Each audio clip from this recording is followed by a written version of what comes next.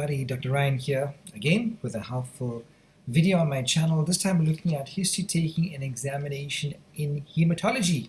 Thank you for joining me. Let's get stuck in.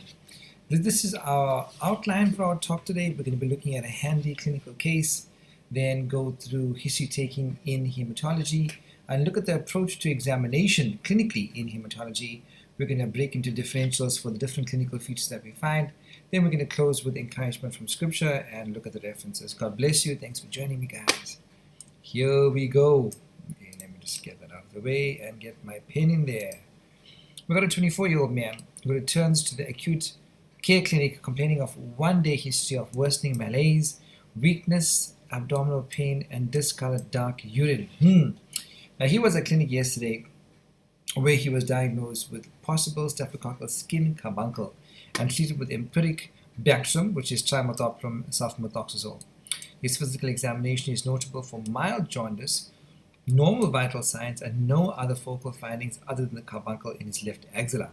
His full blood count demonstrates that his hemoglobin has fallen from 13 gram per deciliter to 8 gram per deciliter, and his bilirubin has gone from normal to 52 micromole per liter. So HB is falling, bilirubin is going up. What's happening? His urine dipstick is positive for bilirubin. A peripheral blood smear is shown alongside. We'll have a look at that just now. Which of the following is the most likely cause of his new anemia? Alrighty. So this is the smear that we can see. Quite interesting there. It looks like a bite cell with an anemia. Okay, so which of the following is the most likely cause of his anemia? Is it glucose 6-phosphate dehydrogenase deficiency, otherwise more affectionately termed G6PD deficiency? Is it a case of hemolytic uremic syndrome, hereditary spherocytosis, iron deficiency anemia, or is it the beloved thrombotic thrombocytopenic purpura? I wonder. So guys, when we're taking a history, we use the following template. And of course, if you've watched my videos before, you are very familiar with this. The mnemonic of perhaps salt makes good food so tantalizingly tasty, and we're going to hone into the systemic inquiry as it pertains to the hematological system. So major symptoms to elicit regarding the hematological history are major symptoms such as symptoms of anemia, often weakness, fatigue, dyspnea, postural dizziness. Don't forget to ask about pica. Pica is the desire to eat ice or dirt, right? Because these are generally high in iron content and the body craves that amazingly.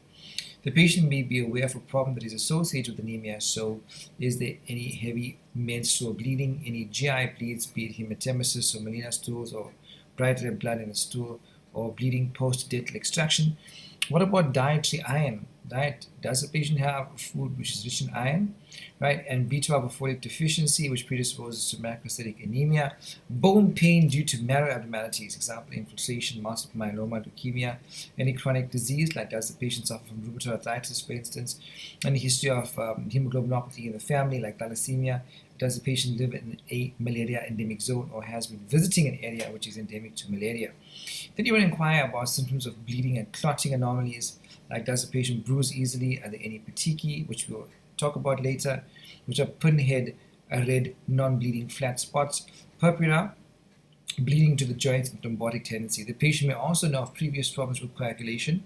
For instance, they may know that they are hemophiliac and require factor 9 hemosolvix regularly, right? The patient may know of previous problems with platelets, especially immune thrombocytopenic purpura and antiplatelet drugs. The patient may know if they had increased risk of clotting and thrombophilia, especially if they had a previous deep vein thrombus or if they had some kind of inherited clotting abnormality. Looking at symptoms of abnormalities of white cells, recurrent infections may speak to neutropenia, multiple myeloma, bone marrow suppression, fever or jaundice, and mouth ulcers, right? Symptoms of lymphoma can point to lymph gland enlargement, loss of weight, fever, sweats, and tiredness. Symptoms of myeloma, we look at the so-called crab features. Calcium, speaking to hypercalcemia. R, that's the C, sorry, for calcium. The R is for renal impairment and fatigue. The A is for anemia, together with dyspnea and palpitations. The B speaks to bone pain or fractures. Other issues to inquire about is recurrent infections in the way of pneumonia or enlargement of the tongue from secondary amyloidosis. Okay, questions to ask the patient about anemia, we've covered that. We're also going to look at features of bleeding abnormalities and stratify these into that which is due to platelet abnormalities and those which is due to coagulation abnormalities, right? So if there's family or medication history that sometimes points to a platelet problem, but more likely a coagulation abnormality. Platelet abnormalities happen more often in females than males, but coagulation abnormalities, the poster child being hemophilia, affects males more than females.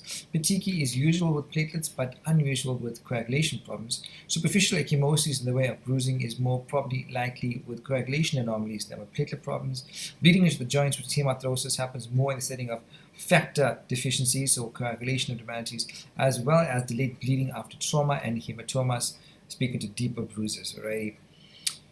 Okay, what are the risk factors for thrombosis? So these are stratified into the following big groups already. We talk about patient factors, surgical factors, medical illnesses, and then hematological factors, right? So under patient factors that predispose to thrombosis, we think about obesity, advancing age, smoking, oral contraceptive or hormone replacement therapy, pregnancy, because we know that estrogen is prothrombotic, right? Prolonged immobilization, whether the patient is bedbound or has been sitting a lot. The classic instance is long distance travel. Then surgery as well, in the way of lower limb orthopedic surgery, trauma, immobilization, pelvic or abdominal surgery, especially for malignancy, and lower limb immobilization post surgery or trauma with splints and so forth.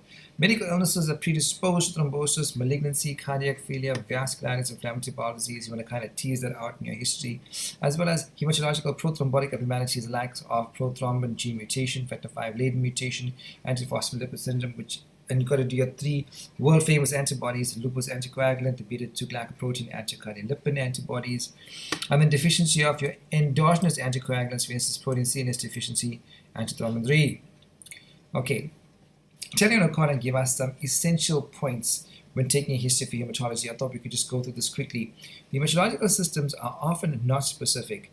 Many hematological and other diseases cause tiredness and malaise, important to note. Anemia and chronic leukemias are the most often diagnosed on a routine blood test, not physical examination. By taking a careful history from a patient can often yield clues about its etiology. It can help direct your further tests. Now, many medications can cause hematological problems. Patients do not always appreciate these medications as being relevant, for instance, over-the-counter aspirin, because we know that aspirin is a problem because it irreversibly acetylates cyclooxygenase, right? It's an anti-platelet drug. That's why we use it in the setting of acute coronary syndrome. So you can predispose to bleeding. Careful questioning is important to identify possible drug side effects as a cause of hematological disease. Recurrent infection can arouse suspicion about underlying acute or chronic hematological disease. Okay, guys, let's hop into the heme exam. So we're shifting gears. Okay, so first up, position the patient as per the gastrointestinal examination. So basically supine with a pillow for the head, ensure that he or she is fully undressed. Then you want to look for and appreciate any bruising, pigmentation, cyanosis, jaundice, or scratch marks, which may be due to myeloproliferative disease or lymphoma. You also want to note the presence of frontal bossing and the racial origin of the patient, which lends itself more to hereditary issues like thalassemia. So this is a bird's eye view on the distribution of the different palpable lymph node groups that we do have, right? So we have, let's start with the axillary lymph nodes there, epitrochlear. Then we're looking at the cervical group. So we have the submental, just under the chin, and then we have the submaxillary there. We have the deep cervical chain, which is deep to the stenomastoid muscle right here. Right, then we have the supraclavicular as well, which is just above the clavicles. Then we have the posterior cervical, the superior cervical. We have the occipital, pre and post auricular, right? And then, of course, we have the inguinal group here, and we have the popliteal group here. That's just a bird's eye view. Here, this illustrates Raynaud's phenomenon, which is typically a triphasic color change, white, blue, and red, which often happens in the setting of autoimmune disease, but can be a primary phenomenon as well. This is a picture of thrombocytopenic purpura, which manifests with pinhead bleeding spots called petechiae. This is digital infarct, right, which implies something wrong with the vessels. It's a vasculitis. And then here we have ecchymosis, which are larger bruises, okay?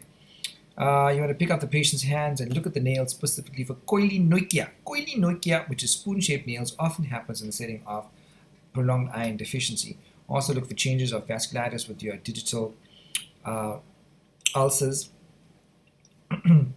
Pale palmar creases may indicate anemia, typically only appreciated when your hemoglobin drops below 7 grams per deciliter. Evidence of arthropathy is very important because, like we said, some conditions can predispose to anemia of chronic disease, the likes of rheumatoid arthritis and Felty syndrome. Felty syndrome, is a triad of neutropenia, rheumatoid arthritis, and splenomegaly with hypersplenism, also associated with leg ulcers. Be aware of that one. Recurrent hematolosis in bleeding disorders, and then secondary gout in myeloproliferative disorders. We're going to examine the epitrochlear nodes, and we do this by sew. Right, so the examiner holds the patient's wrist and then palpates with the non-dominant hand over the other hand over the epitrochlear region. Interestingly, sailors used to do this in years gone by, and what happened was they spent many days out at sea, and when they eventually came to land, they would like to engage in activity with the ladies of the night.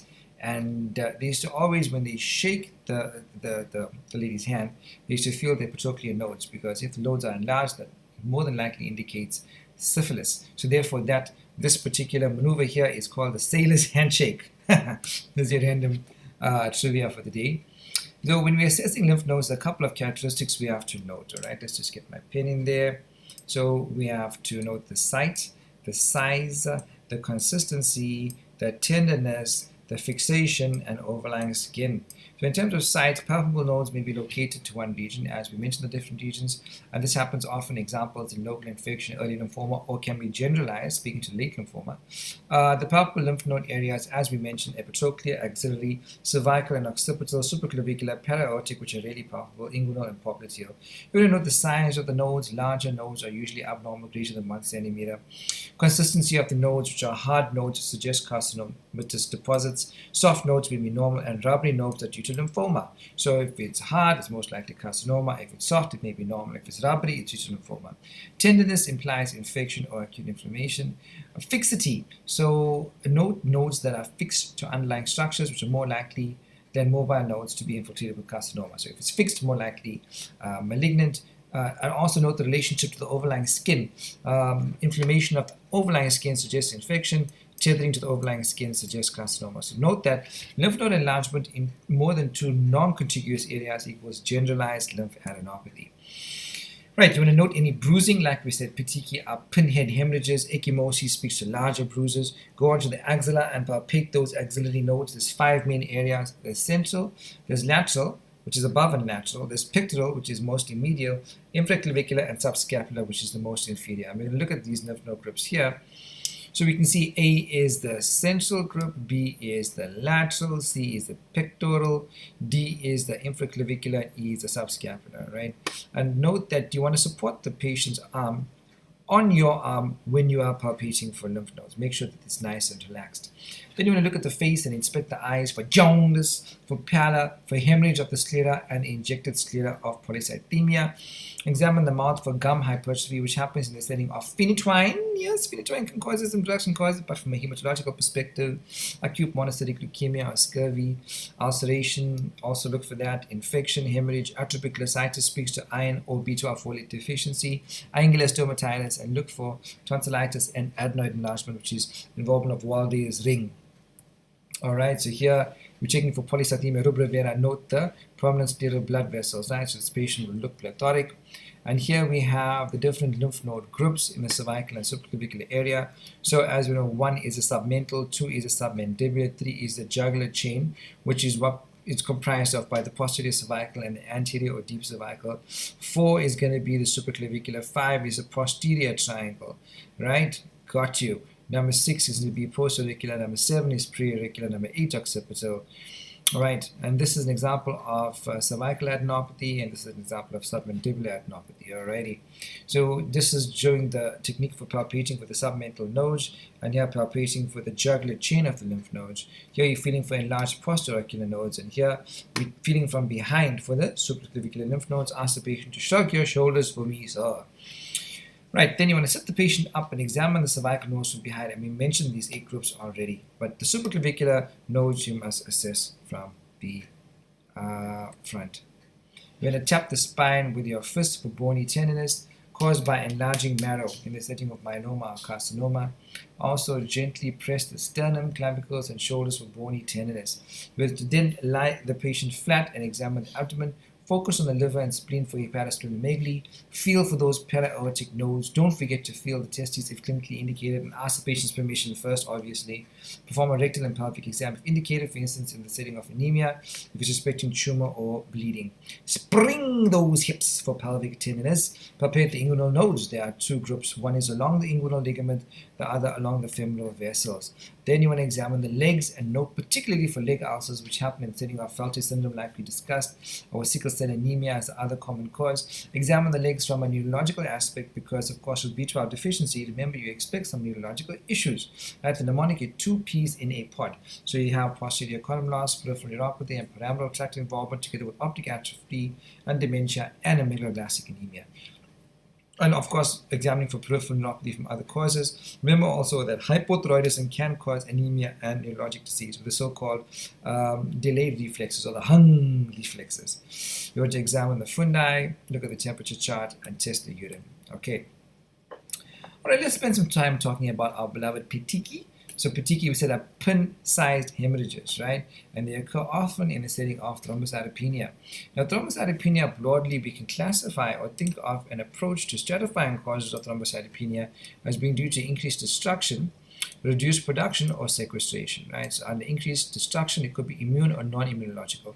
Immunological, we speak to ITP, which is very common, immune thrombocytopenic purpura. It can be due to systemic lupus erythematosus, the wolf, and drugs like quinine, sulfonamides, methadopa. Non-immunological mechanism has to do with damage, example from the prosthetic heart valve, or could be consumption in the way of dissemination, intravascular coagulation, hemorrhage, TTP, and so forth. Reduced production, usually what happens is there's marrow affectation. So either there's marrow aplasia in the way of drugs, chemicals, or radiation affecting the bone marrow, or it could be marrow malignancy in the way of myelodysplastic syndrome, carcinoma, multiple myeloma with crab features, right? Acute leukemia, myelofibrosis, and sequestration in the way of hypersplenism from whatever cause. Remember that petechiae can also be the result of a qualitative issue, which has to do with platelet dysfunction, which can be congenital or familial or acquired. And what are the common causes of qualitative platelet dysfunction is CKD, chronic liver disease, dysproteinemia, myeloproliferative disorders, and drugs like aspirin. And we said that aspirin causes irreversible acetylation of cyclooxygenase. It could also, petechiae can be due to small vessel disease, and there we talk about infection, the likes of lymphatic myocarditis, overwhelming septicemia, especially meningococcal, viral exanthems like measles, drugs like steroids, scurvy, vitamin C deficiency classically gives you perifollicular purpura on the lower limbs, which is also almost pathognomonic for this, so watch out for that. Cushing's syndrome, vasculitis in the way of pruritus nodosa, Henoch-Schönlein purpura, fat embolism, and dysproteinemia. Thank you so much. Okay, so purpura speaks to larger, bigger bruising, right, than petechiae. And the common culprits are often trauma. They could be due to thrombocytopenia, platelet dysfunction, but the main players in the game are coagulation disorders. We speak to congenital versus acquired, so examples of congenital, which really cause ecchymosis, usually present with hemorrhage, especially bleeding to the joints, hemophilia A, which is a factor 8 deficiency, hemophilia B, which is called Christmas disease, has to do with factor 9 deficiency, and of course von Willebrand's disease, which is an inherited abnormality of the von Willebrand protein, which is part of the factor 8 complex and causes a defect in platelet adhesion. Then coagulation disorders can be acquired, the likes of vitamin K deficiency. Vitamin K has been always important for factors 2, 7, 9, and 10. 2, 7, 9, and 10, the way you remember that is the year 1972, and put a 0 in after the number 1.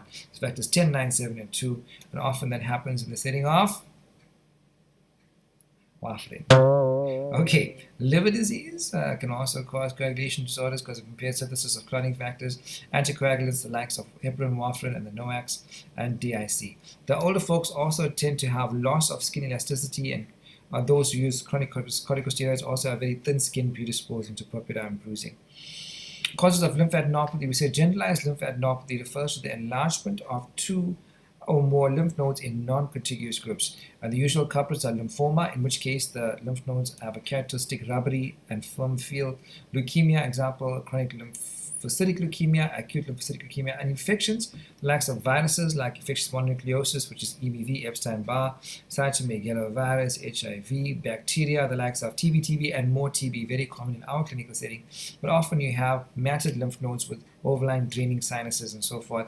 Brucellosis, syphilis, protozoal infections like toxoplasmosis. Connective tissue issues, the likes of rheumatoid arthritis, systemic lupus erythematosus, infiltration like sarcoid, and drugs like phenytoin, which can cause a phenomenon we term pseudolymphoma. Localized lymph nodes speaks to something local. Local is like right? And here we're talking about local acute or chronic infection, mets from carcinoma or other solid tumor or lymphoma, especially Hodgkin's disease. Causal splenomegaly, guys, we stratify them into being according to the size, whether it's essentially massive, moderate, small, right? If it's massive, the common causes are chronic myeloid leukemia, so that's important to know. Chronic lymphocytic leukemia, idiopathic myelofibrosis. Rare causes, of course, don't ever forget malaria, kala azar in places that are endemic, and primary lymphoma of the spleen. Moderate splenomegaly is caused by all of the above, plus portal hypertension. So you look out for other stigmata of portal hypertension, ascites, all right, Kappa-Medusae, okay, esophageal varices, okay, the liver may be large or small, usually in the advanced stages of cirrhosis, non-Hodgkin's lymphoma, leukemia being acute or chronic, thalassemia, and storage disease like Gaucher's and Pompe's and Niemann-Pick, etc. The causes of small splenomegaly are the above, plus other myeloproliferative disorders, the likes of polycythemia rubra vera, essential thrombocythemia, hemolytic anemia, don't forget, megaloblastic anemia very rarely. Infections can be viral, bacterial, or protozoal, connective tissue issues, likes of PAN, rheumatoid arthritis, lupus, infiltration with amyloid sarcoid. And remember, the splenomegaly may be found in some 3 to 12% of the normal population. Thank you so much. How do you assess a patient in whom you suspect a malignancy? So number one, you palpate all your draining lymph node groups, the ones that we mentioned, right? Then you want to also examine all remaining lymph node groups, examine the abdomen, particularly for hepatomegaly and ascites, feel the testes, perform a rectal and pelvic exam, examine the lungs, examine the breast, examine all the skin and nails for melanoma, right?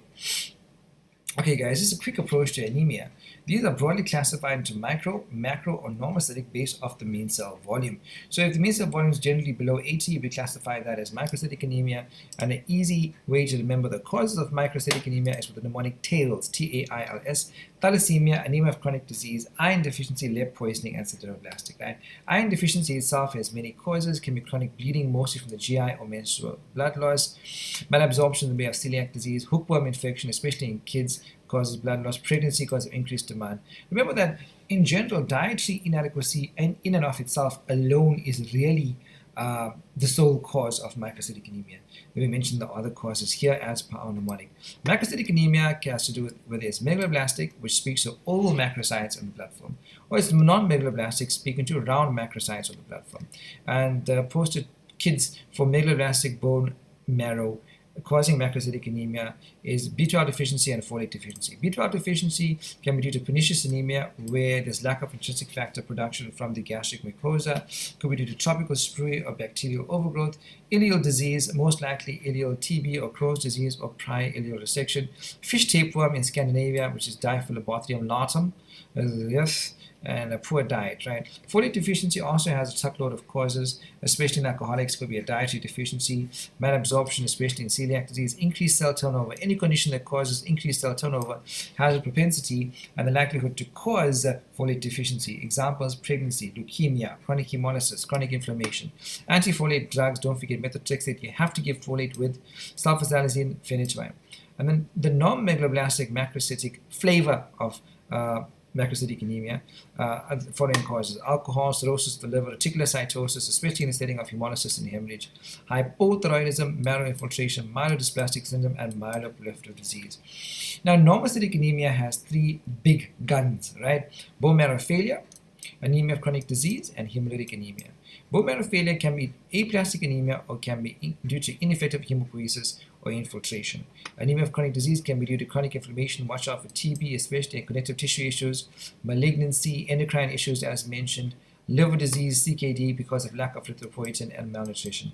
Hemolytic anemias can be partitioned into intracorpuscular and extracorpuscular defects. Intracorpuscular defects, examples: hereditary spherocytosis, leprocytosis, hemoglobinopathies like sickle cell anemia, thalassemia, paroxysmal nocturnal hemoglobinuria. Extracorpuscular defects usually are immune or autoimmune related, or due to incompatible blood transfusions, hypersplenism, trauma as in marathon runners and prosthetic heart valves. It could be microangiopathic as with DIC and DDP, and toxic as with malaria.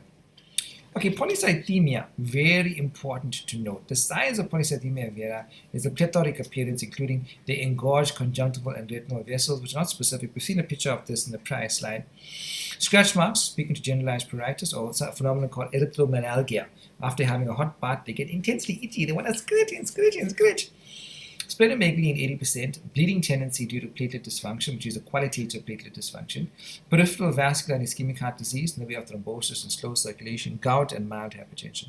Remember, the causes of polycythemia, we've got to look at absolute polycythemia with increased red cell mass, or relative polycythemia where there's a decreased plasma volume. And the most common causes of relative polycythemia are simply dehydration or a phenomenon called stress polycythemia called Gase-Box disease. But if it's absolute polycythemia, it could be idiopathic, and this is what we call polycythemia vera, or could be secondary polycythemia on the back of increased erythropoietin, which could be due to renal disease, especially in the setting of adult onset polycystic kidney disease, hydronephrosis, tumor or after renal transplant, hepatocellular carcinoma, cerebellar hemangioblastoma, uterine fibroma, virilizing syndromes, Cushing's, and of course pheochromocytoma. Hypoxia, chronic hypoxia as well, is a big cause of secondary polycythemia in our clinical setting, especially chronic lung disease. Those patients with fibrocavitary disease in the back of TB, together with bronchiectasis, right, sleep apnea, living at a high altitude, cyanotic congenital heart disease, abnormal hemoglobin, and carbon monoxide poisoning. Okay, these are the essential tips for hematological assessment from Talley and O Connor. They say that systemic symptoms may be a clue to a hematological problem, so never, ever, ever, ever, ever ignore those. Many heme abnormalities are detected in routine blood films, so we've got to do this for patients. Easy bruising may be the first indication of a bleeding abnormality. Anemia is common and its symptoms tend to be generalized. History can be of great assistance in working out the cause. A thorough lymph node examination is a routine part of the heme examination, especially in the setting of someone in whom you suspect a malignancy, be it a hematological malignancy or a non-hematological malignancy. You should be able to detect moderate to massive splenomegaly on physical exam and know a plausible differential. And painless, firm, rubbery lymph adenopathy is very suggestive of lymphoma. Lymph nodes of secondary malignant spread are usually hard and irregular. Tender nodes usually indicate an infective cause. So if it's painless, firm, rubbery, you think lymphoma. If it's hard and irregular, you think you have secondary malignant spread. If you think you have tender, you think you have infection. Alrighty, so guys, this is our clinical case, right? Just to recap this, we had a 24-year-old male who came in with a one-day history of worsening malaise, discolored urine, weakness, abdominal pain. He had a staph skin carbuncle previously treated with Bactrim. He has normal vital signs. The HB fell from 13 to 8. His billy has gone up from normal to 52. His urine dipstick is positive for beloved bilirubin. His smear is shown here. What is the most likely cause? These are bite cells. Take a bite. So this speaks to ding. Glucose 6-phosphate dehydrogenase deficiency, G6PD deficiency. So the peripheral blood smear showed us some gorgeous bite cells as well as anisocytosis and spherocytes. The combination of the smear above, together with jaundice and hyperbilirubinemia 1 day after receiving Bactrim or sulfamethoxazole trimethoprim, makes G6PD deficiency most likely. This also happens in the setting of favism or those beans. Anyway, hemolytic anemic syndrome and thrombotic thrombocytopenic purpura (TTP) can also cause a MAHA, which is microangiopathic hemolytic anemia with prominent schistocytes. Iron deficiency anemia causes a microcytic and hyperchromic anemia. Okay, my friends, I pray that you'll just allow me to encourage you with some scripture. We're talking about a new creation. 2 Corinthians 5:17 says, "Therefore, if any man be in Christ, he is a new creation. The old is gone, the new has come." So when we accept Christ into our lives, we are renewed, we are changed. We no longer live according to the old pattern of life, but His Holy Spirit fills us and enables us to live a life of victory over sin, to live a holy and a righteous life.